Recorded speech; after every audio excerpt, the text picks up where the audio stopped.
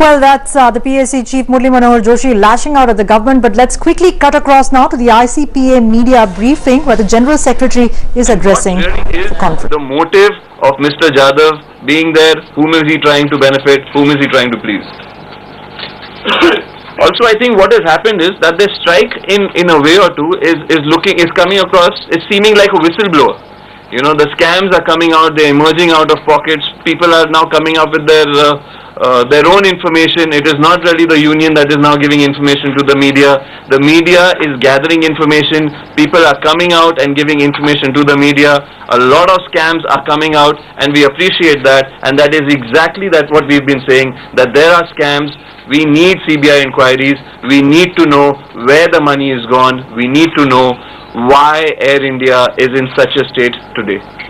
That's all I have for you today, and once again, like we've said from the beginning, if there is any natural cause, if there is any turmoil in any part of this country, in any part of the world, if we need to get our fellow citizens back, if we need to get our stranded Indians back, the citizens of the soil will be brought back. That is our commitment to the nation, to all the citizens of this country. It will take us 2 minutes to get back to work, to get those people back to our country.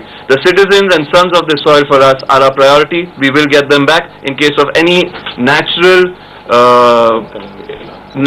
calamity or in case of any evacuation required, just like we've been saying right from the beginning. And at any point that the ministry calls us for any talks, we are more than happy to go in for a dialogue. We'll appreciate dialogue. This just does not make sense that we've been sitting here on strike for the last 4 days and nobody in this country has taken cognizance of that fact. We want the ministry to have a conversation with us. We want a dialogue. We want to go off strike. Thank you.